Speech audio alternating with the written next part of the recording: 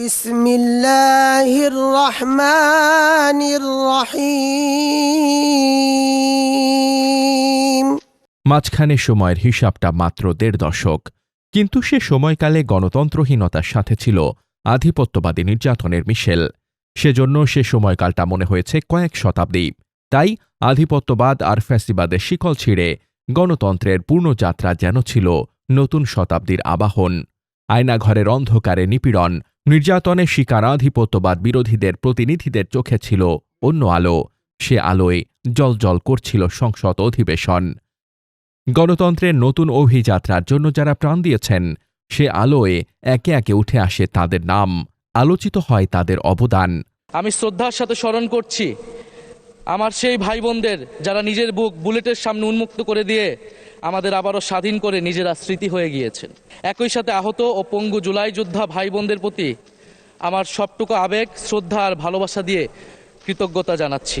আমরা ওসমান হাদি ভাইকে স্মরণ করছি, শহীদ আবরার ফাহাদ ও শহীদ ফেলানী খাতুনকে স্মরণ করছি। তাদের আত্মার অনন্ত সুখের জন্য আল্লাহর দরবারে ছিল আকুল ফরিয়াদ। আয় আল্লাহ, জুলাই বিপ্লবে যারা নিহত হয়েছে, আল্লাহ তাদেরকে শহীদি দরজা দান করেন। তাদের পরিবারের কি অবস্থা আপনি আল্লাহ জানেন। আমাদেরকে তাদের খেদমত করার তৌফিক দান করেন।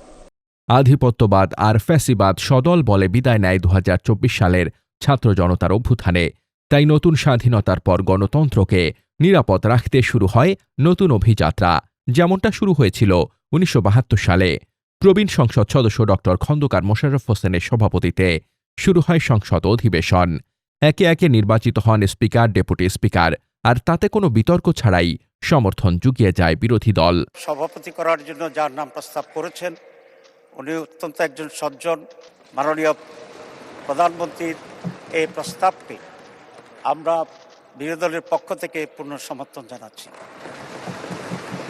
তবে এটা আরও খুব ভালো হতো যদি মাননীয় প্রধানমন্ত্রী বা তার প্রতিনিধি এই বিষয়ে বিরোধী দলের সাথে একটু আলোচনা করতেন। আমরা অবশ্যই তখনও এটাকে গ্রহণ করতাম অত্যন্ত আনন্দের চিত্তে।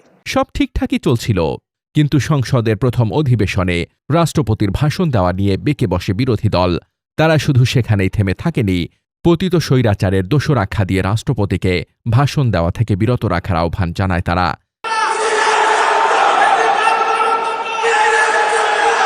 কিন্তু সে দাবি পূরণ না হওয়ায় সংসদ অধিবেশন থেকে ওয়াকআউট করে বিরোধী দল। এই প্রেসিডেন্ট ৩টা কারণে অপরাধী, যার বক্তব্য এই মহান সংসদে আমরা শুনতে পারি না। এ সময় রাষ্ট্রপতির বিরুদ্ধে ৩টি অভিযোগ তুলে ধরে জামায়াত আমির বলেন, প্রথমত, তিনি অতীতে সংঘটিত হত্যাকাণ্ডের বিরুদ্ধে কোনো অবস্থান নেননি, কোনো ব্যবস্থাও গ্রহণ করেননি। দ্বিতীয়ত, জাতির উদ্দেশ্যে দেওয়া ভাষণে শেখ হাসিনার পদত্যাগের কথা স্বীকার করলেও পরবর্তীতে গণমাধ্যমে দেওয়া সাক্ষাৎকারে তা অস্বীকার করে তিনি জাতির সামনে মিথ্যাবাদী প্রমাণিত হয়েছেন। প্রধানমন্ত্রী শেখ হাসিনা আজ রাষ্ট্রপতির কাছে পদত্যাগপত্র জমা দিয়েছেন। তৃতীয়ত, জুলাই অভ্যুত্থানের পর নির্বাচিত প্রতিনিধিদের নিয়ে ৩০ দিনের মধ্যে সংস্কার পরিষদের অধিবেশন আহ্বান করার কথা থাকলেও রাষ্ট্রপতি তা করেননি। এসব কারণেই তারা রাষ্ট্রপতির ভাষণ শুনতে রাজি নন বলে জানান তিনি। তারা আমাদের কথা গ্রাহ্য করেন নাই। আমরা সংক্ষুব্ধ হয়ে সংসদ থেকে বের হয়ে এসেছি।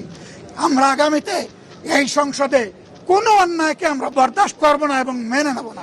অন্যদিকে বিএনপি নেতৃত্বাধীন সরকারের পক্ষ থেকে বিরোধী দলের এ অবস্থানের সমালোচনা করা হয়। বিরোধী দলের সংসদ সদস্যরা বিধি মোতাবেক ওয়াকআউট করতে পারেন, তারা ওয়াকআউট করেছেন। এটা ব্যতিক্রম কোনো কিছু ঘটনা নয়। তারা আবার আসবেন, আগামী দিনে যে সংসদ বসবে সেদিন আবার আসবেন। এই বাঁধ প্রতিবাদের মধ্যেই দুদিনের জন্য সংসদ অধিবেশন মুলতবি করার ঘোষণা দেন স্পিকার। আগামী রোববারে সকাল 11টায় আবার সংসদ।